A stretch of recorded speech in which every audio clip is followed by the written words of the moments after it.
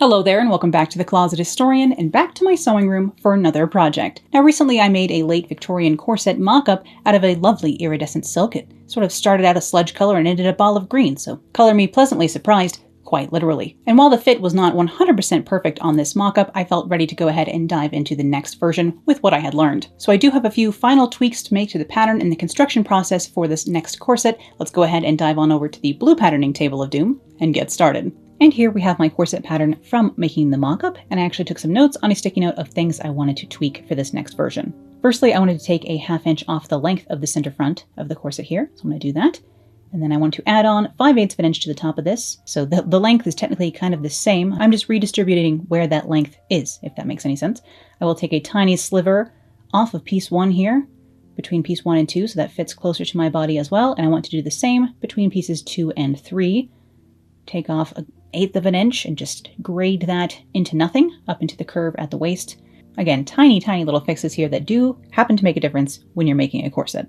I also added in an 1/8 of an inch here at the back waistline on piece 4, and I will take a tiny bit off of the top angle here between those two pieces, the piece 4 and piece 5 as well. So I'm just shaving off millimeters here and there to really refine the fit. Now I'm just checking my notes to make sure I got everything I wanted to. And then of course I realize I have to adjust piece 2 here, seeing as I raised the height of piece 1. So I'll go ahead and do that. This still isn't perfect in the end. I should have walked this seam a few more times. I made it work in the sewing process, but I should have walked this seam.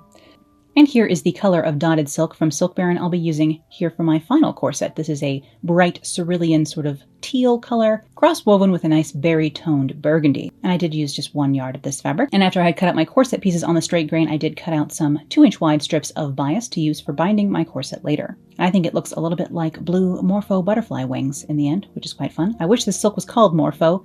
It's actually called Obikin over at Silk Baron. It's supposed to be a sort of Jedi versus Sith kind of fabric name, but it is a bit silly. So I'm going to call it Morpho Colored Silk because it reminds me of butterfly wings, and I think that's much more romantic.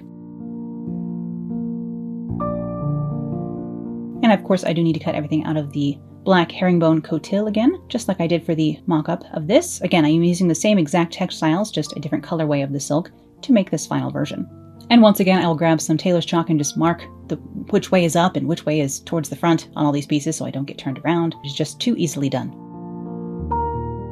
And then for the last corset I made, I actually marked the boning channels after I had sewn the panels together. And I realized even if I didn't sew the boning channels beforehand, I could at least mark them while everything was flat. So here I am finding the center of piece 3 here and at least indicating where I want my boning channels to go later on, just because it's so much easier to draw straight lines on flat pieces of fabric than it is on things once they're curvy and sewn together. Duh. So this seemed to make a lot more sense to me to do it this way after having constructed that other version. And for piece 4 here, again, I will mark the center of this piece, so I have that for reference later when it comes to sewing on my additional boning channels.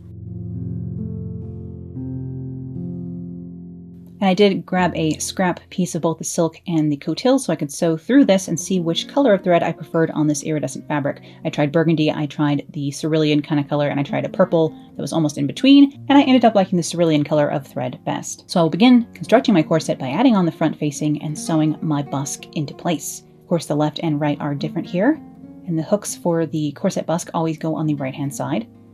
But I'll mark my 1/2 inch seam allowance on this now that I have my facings pinned together here onto the pieces of silk and cotil, just layering those up as you would normally, as opposed to doing the sort of sandwichy method I'll use for the rest of the corset construction.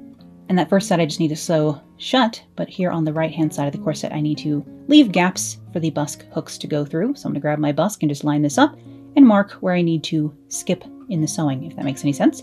If you watched my last video, I assume it does. I'll just X out where I'm not supposed to sew and set this next to the machine. If you can hear wind chimes in the background, which I'll be putting music over this, so the odds are you can't, but it's actually very windy outside, and our neighbors' wind chimes are going nuts out there. But there's nothing I can do about that. Over here on the machine, I do have a size 14 Microtex needle to be able to pierce through all of this thick cotil. And you will see I'm using burgundy thread for seams that won't be seen. That's just because, again, I only have so much cerulean colored thread in my stash, and I wanted to save it for doing all the stitching that would be seen on the outside. Which means I am switching colors of thread every few seams, which can be quite annoying and slows me down. But at the same time, it's probably good that I'm slowing down so I don't make any mistakes. But here, sewing for the hook side of the busk, I'm just sewing these small sections in between where the hooks will stick through this seam once I fold it open and iron it into place in a moment. And I do have a black 14-inch corset busk for this particular corset, and I will go ahead and link the particular busk I used in the description below. And I'm just starting and stopping with backstitch each time here, so that these little seams stay put.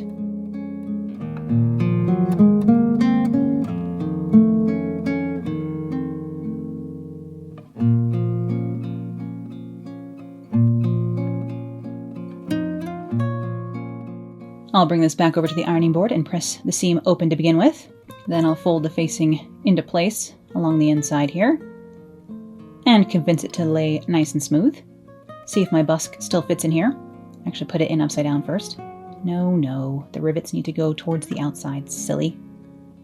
Yes, there we go. Flip that over. That's more like it. Like so, and then I'm just going to really scooch it in there and pin this taut so that I can sew right next to the steel using my zipper foot over on the machine to hold this into place.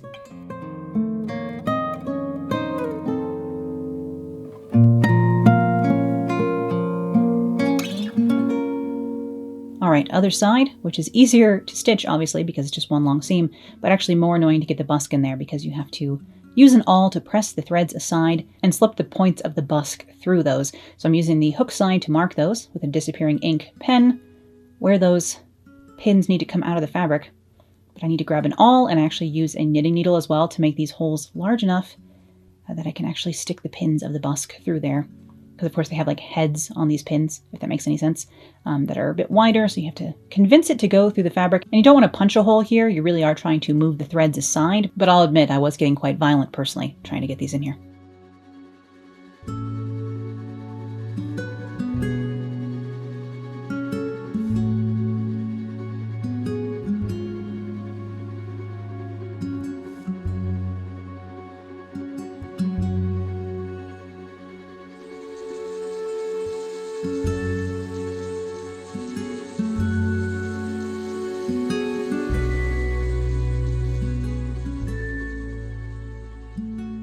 Alright, other side of the busk is in place. I will go ahead and again pin that taut so I can take it over to the machine and stitch that down.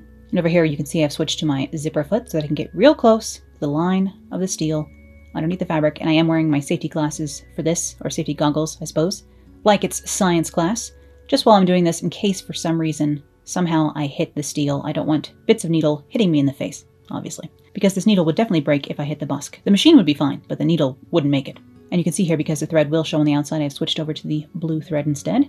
And I will stitch the other side the same way.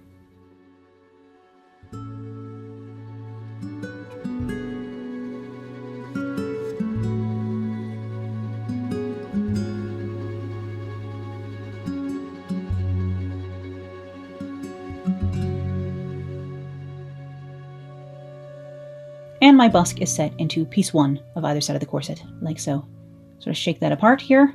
Then I'm going to go ahead and trim off the extra bits of the facing and finish the facing along the inside, creating another boning channel right here next to the busk. And I'll begin by trimming off 3/8 of an inch from my facing just on the cotil layer. And then I will fold and press the silk in on itself to cover that raw edge like so, nice and cleanly. And I'll press that right down next to the busk. And I will stitch a 1/4 inch boning channel right in here, where I will eventually fit some nice flat steel boning in.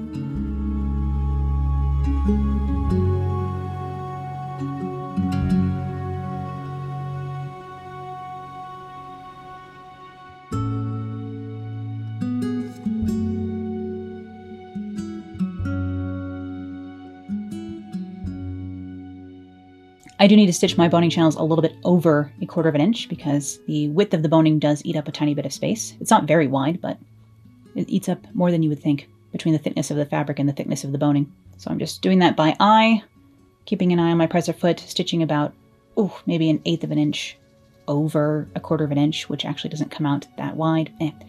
I don't want fully 3/8 of an inch wide boning channels, but I honestly tend to make them too tight, so if anything, I'd rather go the other direction at this point.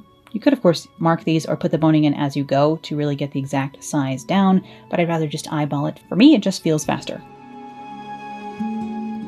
Alright, having done that for either side, I can now start working on piece number 2, taking that busk apart, of course, and working on each side individually. We're going to do this sandwich method again, like I did for the mock-up. So again, I'm taking the silk, laying that right side down on top of the first piece here, pinning that into place, and then I will pin the cotil side underneath this so that the first piece is kind of sandwiched in between the two pieces of piece 2. Hopefully at this point you have watched the other green corset video so you know what I'm doing here.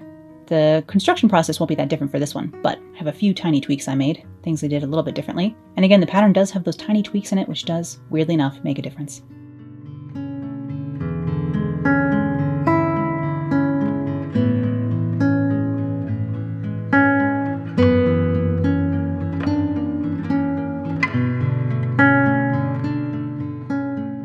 For some reason I felt like this process went more seamlessly while making the mock-up than making this final version, but that could have been down to more user error, as in like hormonal differences and stress level differences for me. Although I was quite stressed while making the last one, so I guess really I'm just reaching new limits to what my little tiny monkey brain can handle, honestly. And I had to take my pins out and realign this just a little bit as I sewed the end of it, because things were becoming misaligned. Just behave, honestly. And I will use my tailor's ham to help me press this seam, pressing each side into place. Again, normally I would clip a curve, but in this you don't clip your curves, you just stitch them down. So ironing is a little bit more difficult because you're pressing curves in ways that they don't necessarily want to go in, honestly. And once again, we have an iridescent fabric, which just comes alive once you put it on a curve. So you can see that really berry orchid purple color of burgundy shining on the fringes of this fabric. I will need to top stitch and sew a boning channel along that seam, but I'll sew the other side first. Again, same sandwich method, same everything, just, left and right. Have to do both.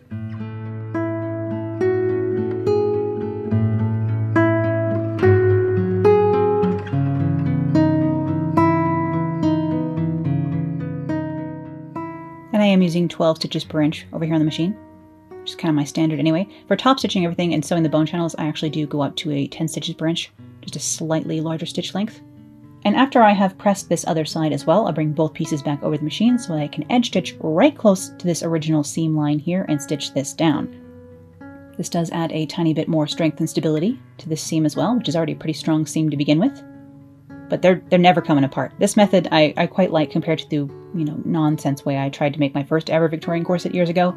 Like 10 years ago when I first made a Victorian corset, I just used regular seams. But this way, the first seam is quite strong, then you're top stitching it, and then you're doing a boning channel that is technically sewing the same two pieces together. So as I'm stitching through here, I'm stitching through the same 4 layers of fabric once again. So like these are never, ever coming apart. No matter how much tension I put on this corset, no matter how much I tight lace this buddy, it's going to have structural stability, which is quite nice. But yes, after the initial edge stitching, I did just flip this around and stitch a boning channel into place right next to that edge. And I will line up piece 3 here. This is the one that I think is the most likely for me to get confused about. This is the reason I do those chalk markings in the back so I don't get lost, because this piece, the left and the right, looks way too similar and might be interchangeable, but in case it's not, gotta keep things organized. And once again, I am sandwiching this seam, which is just such a different finish for me that I do get confused. But silk right side to right silk side, and then cotil right side to right side, like this, sandwiching the last piece in between these two next ones.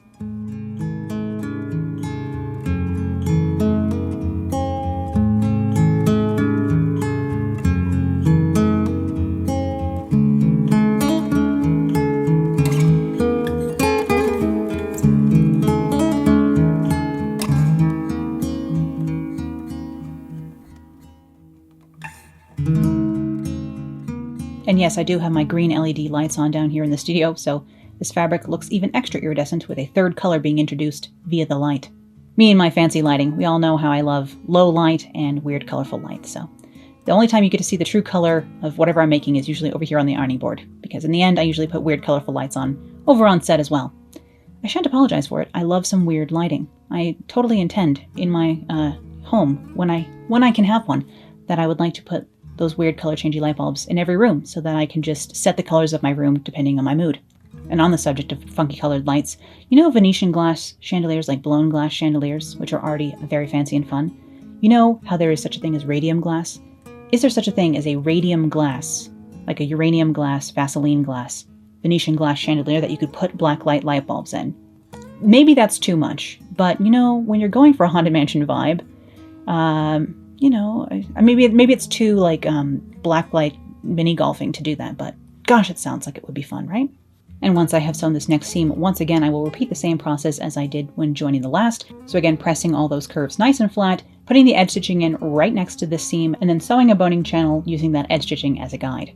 But I will attach piece 3 to the other side of the corset in the exact same way. And in fact, you're not going to believe this, we're going to attach pieces 4 and 5 in the exact same way. I know, it is shocking. It's a bit repetitive, but again, I like to try and keep focused. That's part of the reason I'm switching between the burgundy and aqua thread as well. It helps me conserve the blue color of thread. It also just helps me stay focused on exactly what I'm supposed to be doing and not making mistakes when I am already triple checking everything, including the color of thread.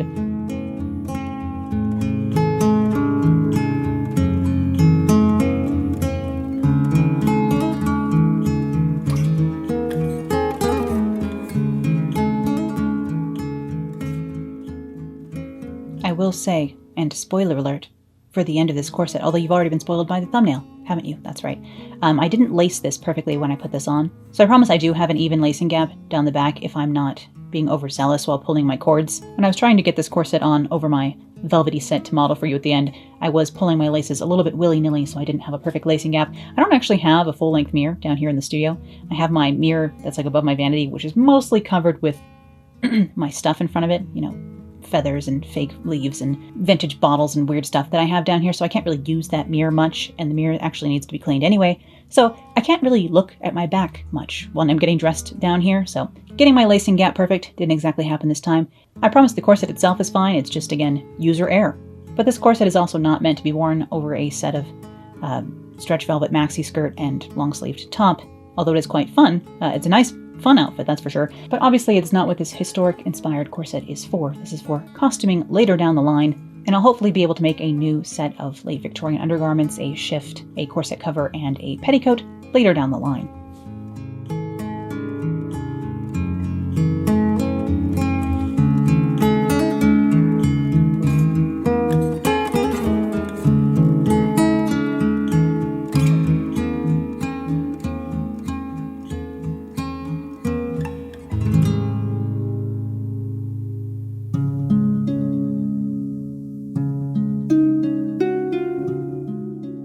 But once I have the last piece sewn on here, the center back, done again in that same sandwichy method, I can go ahead and attach my center back facings.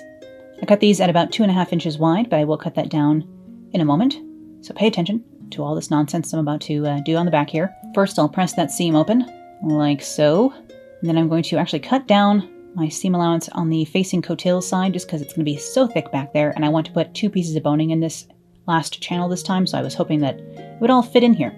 Now I'm going to cut off a 1/2 inch from the other side of the seam allowance of, again, just the cotilles, so I can fold the silk in here and press that nice and clean and fold everything into place along the inside like this. Now it is a 1.5 inch wide facing total. I'll pin that so things stay. Now I think I forget to do edge stitching right along the edge of this, but you would technically want to edge stitch the very edge of that seam and then sew a boning channel next to it, but I think I did unfortunately forget. Shouldn't make a huge difference, but just out of due diligence, I think I was supposed to do it. But I'll trim the other facing the same way. Again, fold my silk and iron everything down into place so I have this 1.5 inch wide facing of silk along the inside where, again, some boning channels are going to go, and of course eventually the metal grommets as well. But I will stitch my 1/4 inch boning channel along the edge here. And I did notice that last time, because I had spaced my eyelets 1.25 inches apart, and because I only had 1 piece of boning in each of these 2 back channels next to the grommets, I keep saying eyelets instead of grommets, you know what I mean, that the back wasn't strong enough and did bow a little bit while I was trying to lace up the olive green version. If I'm being careful while I'm lacing, it's not really a problem, but technically my grommets need to be close together and I need a little bit more strength back here. So I'm going to be using, instead of 1 piece of steel boning in each of these 2 center back boning channels, I'll be putting 2 pieces of boning in here. So I was just making sure that fits here. I'll be putting 2 pieces of boning in here just for extra strength. Same on the other side. And then I'm about to sew another boning channel a 1/2 inch away from this one. And again, that will receive 2 pieces of boning in there, just doubling it up so I have extra strength down the center back of my corset. I do think I made these boning channels 5/8 of an inch apart, or even 3/4 of an inch apart on the last corset. And this time I'm being good and I'm only leaving myself a 1/2 inch to set those grommets in. So I'm sewing the next boning channel, which again sews down the facing along the back side of this as well. And I've got this only 1/2 of an inch away from the first one. Doesn't leave me a lot of space to put those grommets in, but that's what we want. We need the boning close to the grommets because the boning on either side of the grommets like this is there to offer support to those grommets, and the closer it is, the better it is. And it was, of course, at this point that I remembered I wanted to put buckram in here like I did last time. Oops. Oh, no. So on this side, I hadn't sewn the boning channel yet, so I could go ahead and just slip in a 1-inch wide strip of buckram in here just to bulk this up so that the grommets have more to bite into. That's the reason I'm doing this, is just to bulk it up. You could put another layer of fabric in here, like another layer of coutil, or even like a layer of like coating wool or something like that. Just something meaty for grommets to bite into. Because there are 4 layers of fabric, 2 layers of coutil, and 2 layers of silk back here along this back facing, I can't push the threads aside like I did for the busk in the front with my awl. It just won't go through 2 layers of coutil and 2 layers of silk, so I do have to punch the holes for my grommets, which does add a little bit of instability to the grommet area, having those punched instead of threads pushed aside. So in order to combat that, I like to make this area thicker so that the grommets are super tight and have a ton of fabric to bite down into. Which means on this other side, I had to figure out how to get my buckram in here even though I had already sewn it down. I could unpick these stitches, but there's nothing I hate more than having to unpick stitches. So I actually cut my buckram down to the 1/2-inch size I needed for the grommet channel back here, and I slipped it over this piece of plastic boning. These are actually like boning channel guides from Clover. I can link these below. I taped the buckram onto the end of that and did my best to slide this piece of buckram up into the grommet channel along the back of this side of the corset, because better I have to do this than unpick the stitching in the silk. Oof. So luckily with each side of this corset I have a how-to and a how-to fix it if you forget. So, oops, trim that strip down. Now that buckram will still be in there for this to get bitten into by the grommets. And then of course I can just sew the other side normally, having remembered to put buckram in first before sewing this channel. What an idea! Like I said, for some reason putting this corset together was a little bit more chaotic. I felt like the first one went together so seamlessly, and then this one was giving me a lot more trouble. But then it was time to add on my additional boning channels using some boning channel casing stuff, which I again can link below for you. You can also make separate boning channels out of the coutil or the silk or whatever. And I did debate whether I wanted to put these additional channels onto the coutil layer before I assembled the corset or not. That would mean in the end that they are hidden, other than you would probably visually be able to see the texture of them there, but they would be inside the corset. And of course it would technically be easier to sew these on before the corset is already assembled and curvy like this. However, I decided that part of why the last corset was quite smooth, I think, and didn't have a lot of wrinkles on the outer layer is because of the stitching for these boning channels going through all the way to that outer layer. So I decided I did want that visual stitching and therefore less wrinkles. Or at least that was my thought process here, and the reason for doing this the way I did.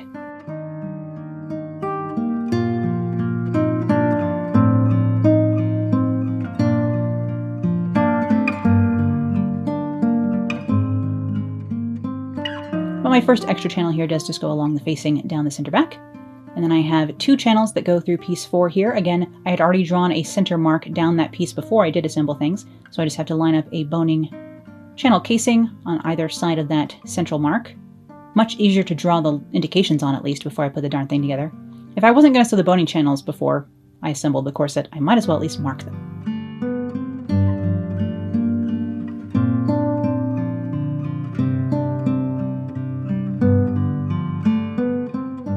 And of course I need to put those same 2 channels on the other side as well.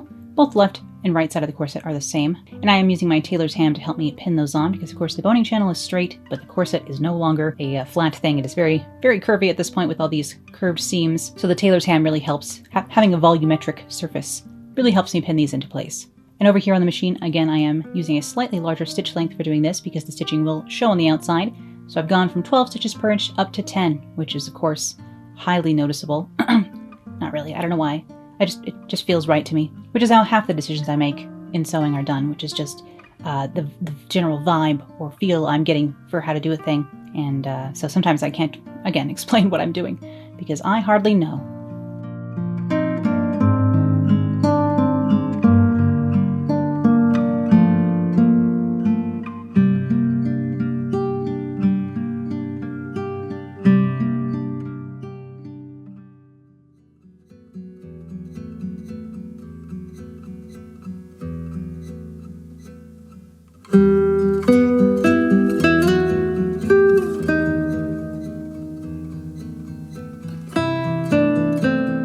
Once I had those 4 channels done on piece 4, I could switch up to piece 3 here. That also gets 2 channels on either side. These have a nice 1/2 inch gap in the middle of them instead though, for a little bit of variety. Again, I was just following the boning guidelines that I saw on the original corset pattern to figure out where I wanted to place these.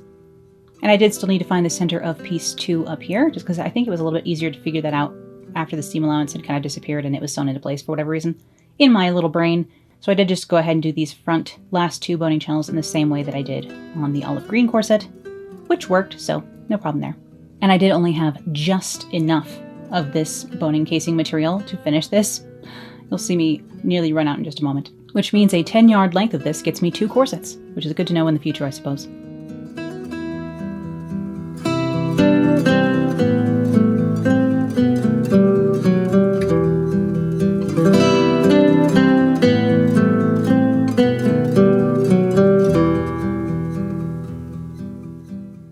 And yes, having a ruler that bends really does help with this as well, although you can, again, just mark your boning channels before you sew things together. No problem there either. As usual in sewing, the order of operations is somewhat up to personal choice and your decision making. But here is what I'm looking at after I have all my additional boning channels sewn on into place. I can go ahead and trim the bottom even here. I like to leave the channels a little bit longer, especially at the top, because that's where I'm going to need to be able to find the opening to slide the boning in. So if it sticks out above the edge of the corset a little bit, it's actually helpful. But along the bottom, I can go ahead and just trim these off so I can go ahead and bind the bottom edge of my corset. Again, I have some of these bias strips of silk that I cut earlier. This is just a 2-inch wide piece of the same silk cut on that 45-degree angle that I can use to bind the bottom of my corset here. Again, the only boning that is currently inside the corset is the busk itself, so I don't have to worry about hitting any steel while I sew this on, which is actually quite useful for my little, already overly stressed brain, as previously discussed, to not have to worry about that while I'm sewing this on.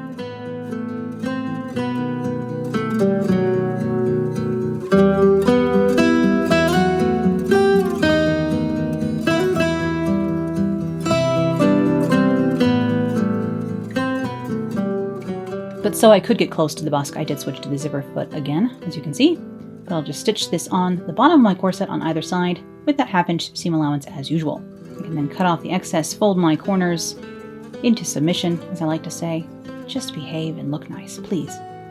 Again, if you wanted this to look extra perfect, you could go ahead and hand stitch this corner and the other side of the bias tape down. I will just be top stitching mine from the outside by machine, just kind of edge stitch along the outside, and therefore the underside here that's folded smooth inside here gets caught from that stitching. I see no problem machine stitching this, seeing as most corsets were made by machine at the end of the 19th century anyway. Not that there wasn't hand finishing done, certainly there was, but I just think you have full carte blanche, or whatever the French would be, to machine stitch on something like this.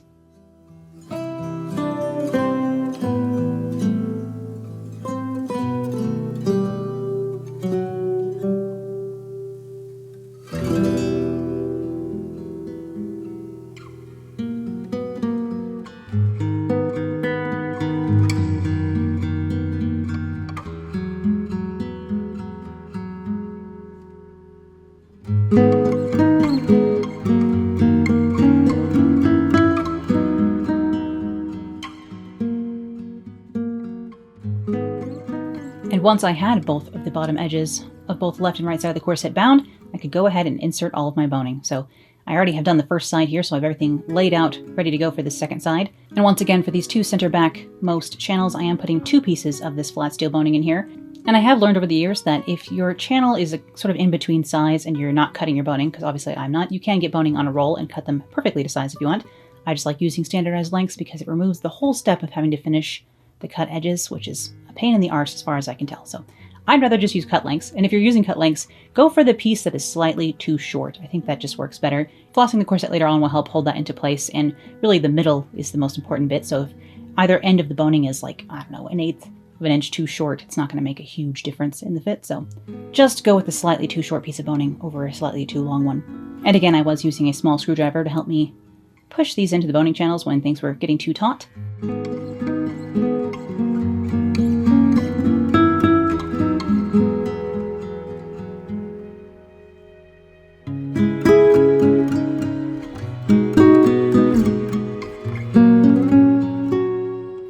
Once everything is in, I can go ahead and smooth off the top, just like I did for the bottom edge, and again bind the top edge with another piece of bias. This is why it's nice to have your boning be at least a 1/2 inch or more shorter than the channel, so that it's not interacting with this stitching line in any way, so that once again I can sew this top edge without having to worry about hitting any steel. would be another good time to add the safety goggles back into the equation. But I didn't for this one, just because I knew my boning was short enough to fit into the channel.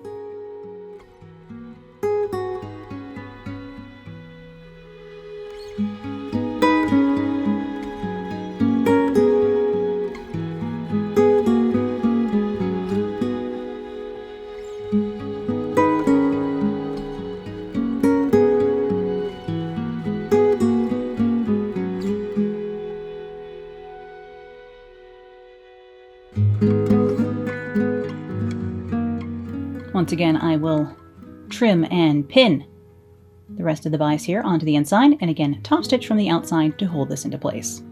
And yes, this is such a satisfying part of the process, especially because I'm nearly done. Although at this point, I do start to look forward to putting the grommets in, and by look forward to, I mean dread.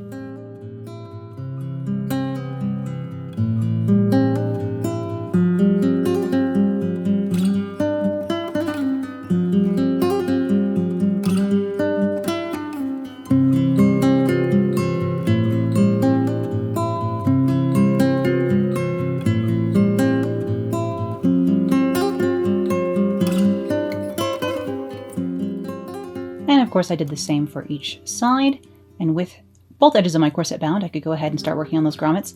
Again, I wanted to place them only an inch apart this time. So I'm going to start at the top, come about 1/4 of an inch down from the binding edge, and just mark 1 inch down all the way along, both sides, making sure this is even.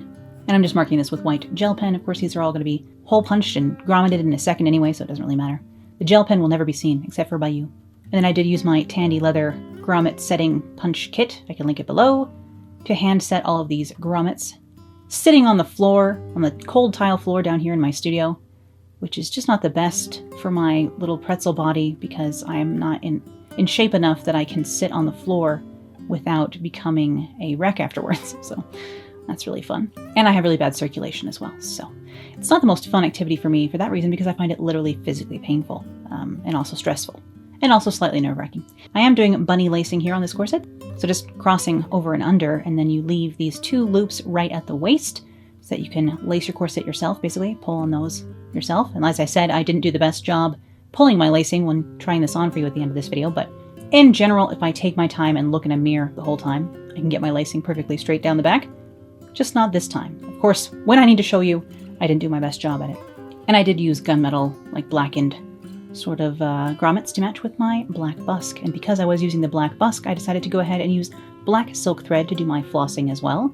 So here I am doing that. You can see I had a sticky note as my little guide. I think this is just like a little over 1 inch that I was using here. And I basically just come up from the back of the boning channel at that length, and then stitch these elongated like V shapes that kind of create a fanned out X over the piece of boning just to hold this in place within the channel. This is mostly decorative because of course the cotil is very strong and it's unlikely the boning will move around in here much or poke through. So while flossing is technically historically a practical thing, it also is just quite decorative. So I think that's why most modern corsetiers add it on, is for the decorative and historic properties as opposed to being too worried about poking through modern cotil.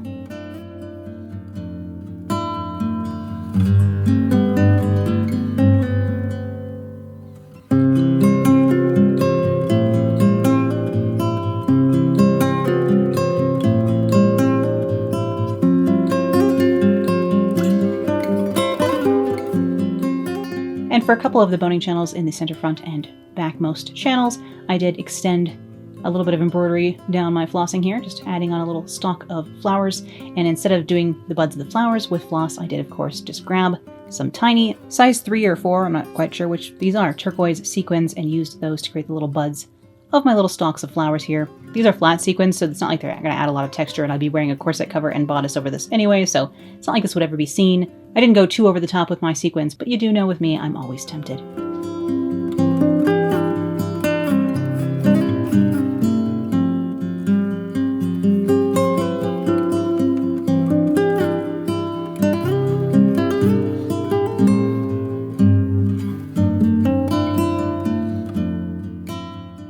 And then finally, I dug through all of my different trims and found a black lace I thought would work for the top of this.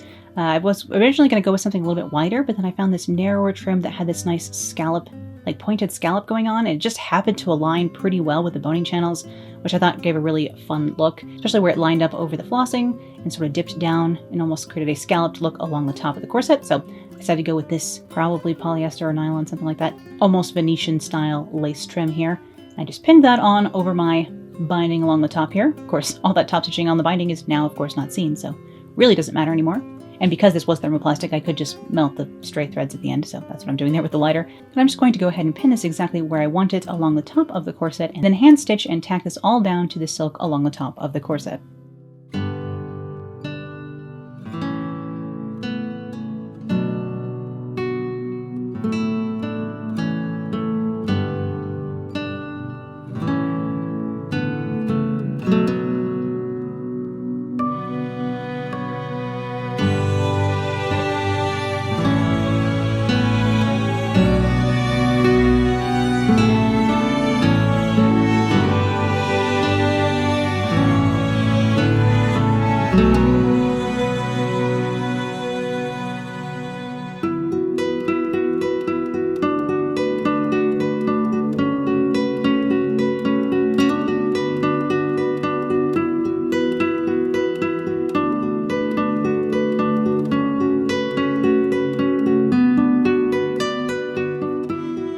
Here is my finished iridescent silk teal and burgundy corset, late Victorian corset here, with all the flossing, with all the lace, with all the fix-ins, ready to go for when I can start doing some historic costuming once again. And unfortunately, it might be a little while just because I'm about to enter into, well, I already have entered into quite the transitional period in both the studio, my work, and my life. So we'll see how that all goes. There's a lot of dust. I'm choking on all the dust right now, and when it finally settles, we'll see what I can get up to. And hopefully I'll be able to update you soon. Fingers crossed on that. I am just knocking on wood and waiting right now, so I'll let you know more when I finally know more. And in any case, I hope you enjoyed seeing how this project came together today, and thank you as always for watching, and a special thanks to my patrons for making my work possible. And as always, I'll be back with more sewing, vintage fashion, costuming, and crafting real soon, so I'll see you then. Bye!